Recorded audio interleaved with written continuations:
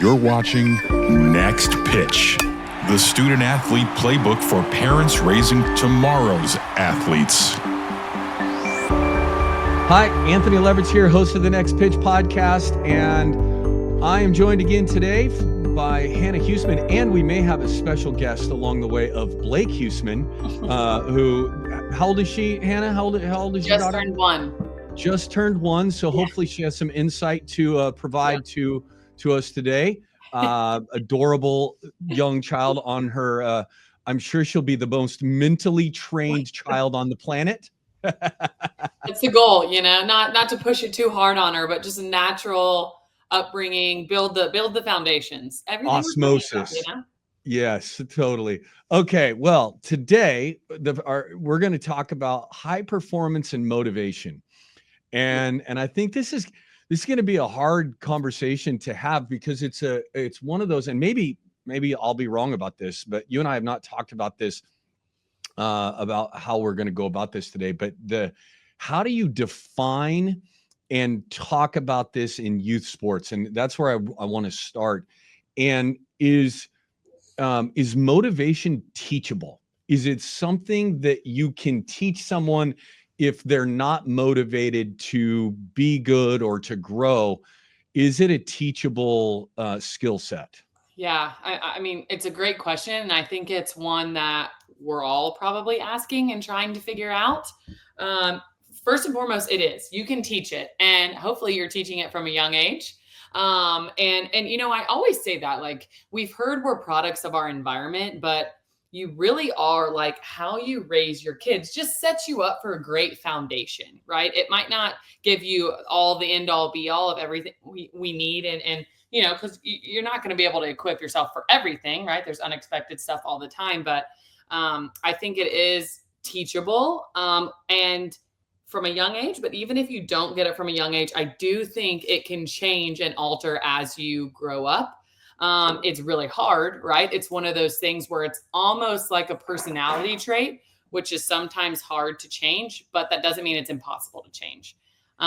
So when you think of motivation, there are multiple different definitions of motivation, right? And there's different aspects to it. It's internal motivation. There's external motivation. There's a couple others too that it's not just like, oh, you either want it or you don't, right? It's way more complicated than that, which is probably why we're faced with kids who have a bunch of different motivational issues, right? Some people, and you can even go to elite level athletes, they're motivated by different things. Some are by money, some are by family, some are by success, some are by just because they love the game, right? And it's all different. And the research says it matters, right? It matters how and what motivates you. But I always kind of constantly come back to, if you're motivated by something, it's getting you out of bed in the morning, it's pushing you through on the days you don't want to do anything, then let's roll with that, right? It might not be the end all be all, but if it's getting you out of bed and getting you closer to your goals, then I think we're doing something good. So at the end of the day, motivation is the will and want to do something, but it comes in all different shapes, sizes, and forms, right? Whether it's internally, externally, from you, from somebody else, it can look a whole lot different for everybody. It's a long-winded answer to that. Yeah, I love it. So you brought up a topic there that I think is really important from a coaching standpoint, is as a coach, learning what motivates each individual on your team, because everybody is motivated by different things, as you mentioned. Some money, some just want to be the best, some just want to be there, right? There's different reasons why. Yes, some don't want to be there. So how do you, as a coach, how do you learn from your players what motivates them so that you can tap into that? Yeah, step one, you can ask, but a lot of times in youth, they don't know, right? They might not know. And it's kind of your job to help them figure that out. Like, why are you doing this? Like, what started you? What got you into this? And maybe it's just mom and dad made me do it. And then I found out I was kind of good. And now I'm just kind of stuck doing it. Right. And then you might have to help create a motivation for them. Like, well, where do you want to go? What's the dream? And you might be shocked. Like, having these conversations can actually be pretty eye-opening. Like, I can't tell you how many people I've talked to who are like, I'm just really good at this naturally. And that's kind of it, right? It's like, if I don't have to get an 8 to 5 job because I can play basketball for the next 10, 15 years, or baseball or anything, then I'm going to do it. So it's a really interesting conversation. And it's obviously not black and white, as most things aren't. But I think it is up to you, because here, the biggest thing we're seeing right now is the separators and elite performers is the people who do it on the days that they're not motivated. So I think that would be my biggest takeaway from this topic is, don't walk away from this thinking I have to have all the answers, or I got to figure out what my exact motivation is. It's really just being able to go do whatever it is, whatever your goal is, being able to get up and do it even on the days you don't want to do it, right? That is what separates the elite of the elite from like whatever summer league ball, right? Yeah. Like it's so different, because even though they're professional athletes, they get paid millions of dollars to do this. They don't want to do it every day. Yeah. Right. They want to break. They want to run away. Sometimes they can't wait for all-star break. They can't wait for the off season, whatever it is. But they get up and they do it anyway. They eat healthy anyway. They work out anyway. They talk to mental performance coaches anyway, right? They do all of these things, even when it's like, oh, I got to do it again. One of the best quotes I ever heard was like, become really, really in a healthy way, okay with boredom. Like, get really comfortable with the boredom, the mundaneness of doing the same thing in and out, day in and day out. Instead of feeling like every day's got to be this raw moment. There's got to be new stuff every day. It's really not. It's the same little things, constantly doing it every day, even on the days you don't want to do it. Right. So in youth sports, high school sports, right, you've got all varying levels of athletes in those settings, right? That you have kids that want to be Division I athletes. You have kids that just want to show up. You have and everything in between.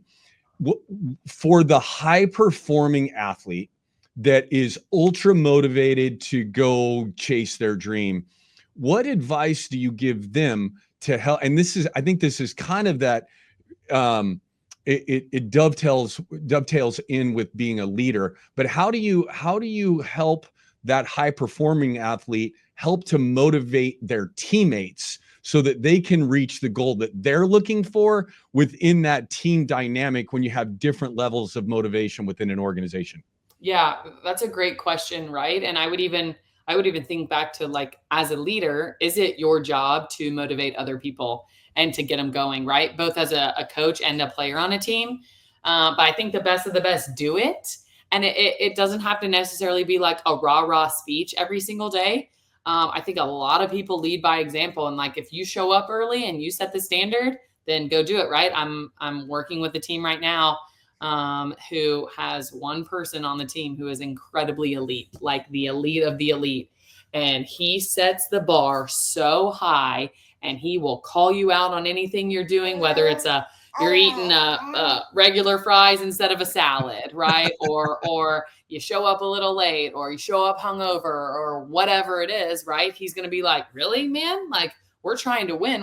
I'm trying to be the best I can be. And that's how you're going to show up. Like, it's very, and this is like probably the extreme version of it, Yeah. But it's, you don't joke around, right? When it's your career, it's your goals, it's your aspirations, and you're in a team sport and you can't do it alone, right? I think it's a non-negotiable on holding each other accountable on that. But if you have the culture and the system in place, that kind of happens naturally. Like, people start making better decisions because you see him, you don't want to be the one guy who's, out partying late or playing video games till 2 a.m. when everybody else goes to bed at 10.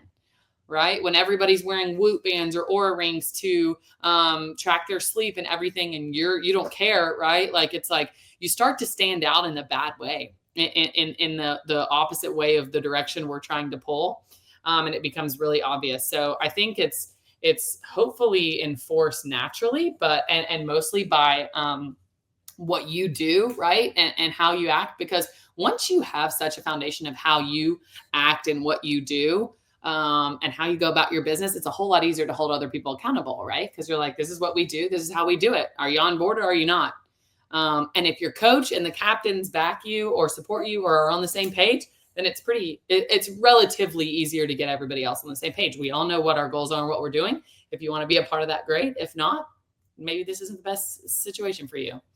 Yeah, and you always talk about this in every one of our episodes. It's having a plan, right? It's having a plan and thinking about it, and then being okay with having that communication, both player to coach, coach to player, player to player, figuring out how to make those topics okay to talk about and normalizing them instead of it being we can't talk about this. Having a plan and communicating through that. All right, let's transition into corporate America. I know this is probably a difficult conversation in that world, but how can leaders in an organization create motivation for their people that are underneath them? Yeah. Great question. The first thing that comes to mind is incentivize, right? And maybe it's not even like, I mean, you'd be surprised, right? We had competitions in big league clubhouses for like $25 gift cards, right? And these guys are clawing and scratching to win it. I'm like, these guys make $25 in 3 seconds, right? Like it's like, and we're clawing over. So I think any kind of incentive, and even though that's an external motivation, it's a way to get people off their tails, right? It's a way to get it going. And it can be a Starbucks gift card. It could be a half day on Friday. It could be a just recognition in front of everybody, right? We're humans. Even though it might feel a little embarrassing, we like to have our backs patted in front of other people. Like it's just human nature. And so I think anytime you can kind of come up with that, but then also like, what's the reality of if people are doing things successful over and over and over and over again? They're showing up on the days when they don't want to show up, right? They're doing everything they're supposed to do. Is there also like longer and bigger things that they're able to achieve because of the work that they put in? I think that's where you really lose people, is when it's like, I've been grinding for 5 years and I haven't moved. Right. Yeah. And, or there's been no promotion or no longevity conversations or anything like that. And you gotta remember, these are humans, right? Who all need jobs and are working their tails off. And if they don't see that, I think that's when people are starting to be like, let me look over here and over there. And now I think the workforce is almost setting you up to do that more, because it's like, okay, if you stay here, you'll get a 5% raise every time. But maybe if you go to this new company, they're going to start you off by paying you a 20% raise than what you're making now. And then all of a sudden you're on that track, right? And so it's really interesting how I think some leaders and higher up executives are trying to figure out a way to retain good people. And I think that this is one of the ways, right? It's like, how do we get you to do the little things, but also like reward long-term behavior? And you think about, like, you can look this up, right? The best companies to work for are the people who have balance and the people who feel appreciated and valued. And like, those things go a long way. I've left a job because I didn't feel valued anymore. Like I straight up, I was like, you don't value mental performance, which I was like, is a red flag. Like, I got to get out of here. And then you might not value the work that I bring, which is okay. People do things a lot differently, but you gotta feel valued. And when you feel valued, what happens, right? You naturally are motivated. Like, I want to give you guys everything I got if you value what I'm bringing to the table. And it's a really cool cyclical process, but I think it starts with that. What for other leaders out there, in the workplace, again, back to the same idea. I love your idea of creating competition within, or incentives, whether incentives create competition, but how does a leader manage differently the highly motivated versus the person that's just there for a paycheck? Because there are people that just show up within a work environment that they don't really love what they do. They're just motivated by, they're going to get their paycheck on the 5th and the 20th or whenever they get paid. Yeah. How do you develop that incentives for that person versus the person who's at the top end that just wants to kill it at everything they do? Yeah, I think that's an unbelievable question.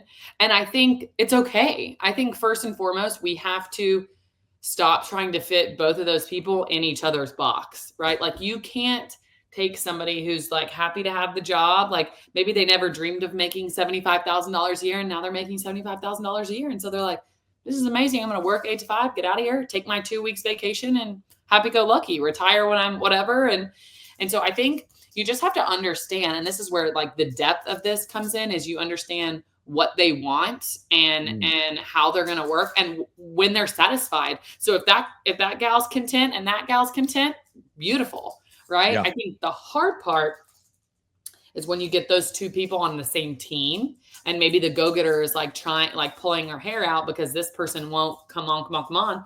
But I think you just have to put certain people in certain roles to where they can flourish doing what they do, right? It's like you can't expect them to do something that they're not or be someone that they're not.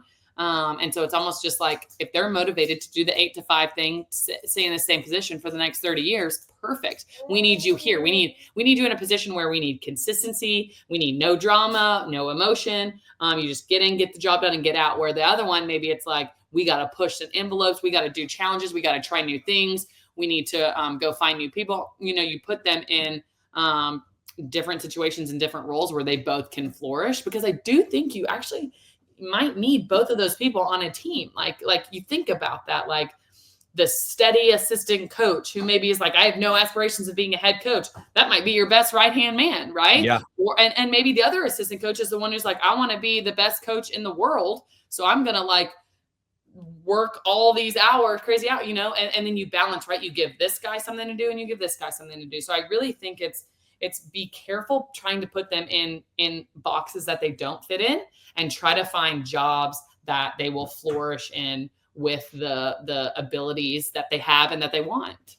You just nailed it. So that is so important. And I think the opportunity for organizations, and I do a lot of this work that you're just talking about, but the idea that you need to know what your people want, right? Back to the find out, ask questions. And I think for organizations and business leaders out there, onboarding is a lost opportunity. And most onboarding is done to get, how do I get my paycheck? How do I get where's the cafeteria and how do I get my benefits? And I think adding some surveys in to finding out what motivates someone, what's my long-term goal?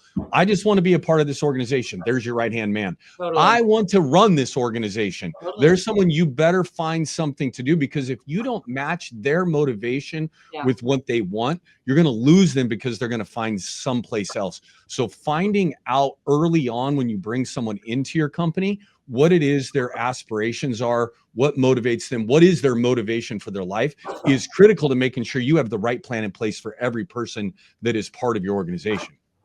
100%. And whatever you do as the person asking this feedback, because I've seen this happen too, I've actually been a victim of this, is like, I looked my boss dead in the face one time and I was like, I want your job. Like, this is when I was early on in my MLB career. And I was like, I love it. I want to be a Major League Baseball mental performance coach. Like in my head, it's like, I don't want to be a mental performance intern my whole life. Right. And I was like, I want your job. And one of them responded really well. And one of them was like a little off put. Right. And like from that moment, I knew there was like this interesting tension of like, that doesn't mean I'm coming for your job. That just means that's my goal. So if you offer that, right, you have to be very careful and conscientious about how you respond to it. And like, understand that the only right answer, if someone's like, I want to own this company, is to be like, that's freaking awesome. Let's help you own this company one day. Because that's like one of the best people to have on your team, but you can't feel threatened by that. And that takes like, and if you are, then that's your own work that you need to work on. Right. But I've been on both ends of that. And I think it's really interesting. And that's probably why a lot of people don't ask those questions, because maybe they don't want to be in that situation where they're like, if this person wants your job, then you're going to have a vendetta against them. I don't know, but that's where you get into like, our culture's not where it needs to be. And we got to dig a little deeper here. But I mean, I think it'll open your eyes too. And now, if they've been there for 4 or 5 years, what their goals are. So, what they're probably thinking. And you might need to do something about it. So it's kind of a win-win. Again, it comes back to open communication, right? That's right.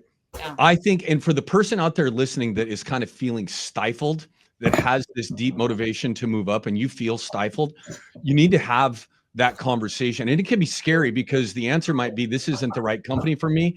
And finding a new job and all is very scary. But being able to find a place, I tell people all the time, I was the luckiest human being on the planet, because for 19 years, I got to wake up every day and do something that I love to do. And I would have done it for free because I got to coach basketball, right? I loved what I did. And that's not the same for everyone, but finding that job and that role for you that is highly motivating, that gets you up in the morning, you can't wait to get there, you feel challenged, you feel that excitement about what you're doing, is an unbelievable gift. Yeah. So do that work. Like, talk to your boss, talk to the person that's in charge of your advancement about what you want. If you don't feel like you're getting out of it, what you want to get out of your daily work.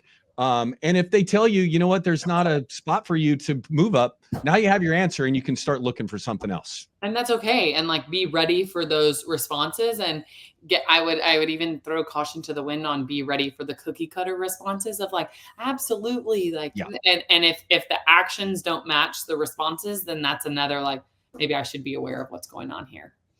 Well, another fascinating conversation. My motivation is to have the best, along with you, best mental performance podcast out there for people. And I love the whole, everything you talk about, right, is that there's a plan for it. We can communicate. We're open and honest about it. And I think it happens in athletics a lot. I think it's lost in the workplace, that transition to the workplace, and being able to provide that environment both for leaders and people who are working their way through whatever that food chain is within their ecosystem, is within their organization, is critical. Hannah, how do people find you? What's your and find this lovely young lady? For those that are listening, you're not going to be able to see Blake, but she has joined us today on the podcast, and it's been a wonderful addition for the people who are watching. Yes, I'm on all social medias. Hannah Huesman, usually just at Hannah Huesman. And then I have a website that is hannahhuesman.com that has all the details and information on what I do and what I offer. And so feel free to drop a line and let us know you listen to this episode. Yeah. And if you're out there listening to us and you value this information, please share the podcast with your friends, like us, rate us, and help us grow and get this message out to as many people as possible. Hannah, until the next time, thanks a bunch. Thank you.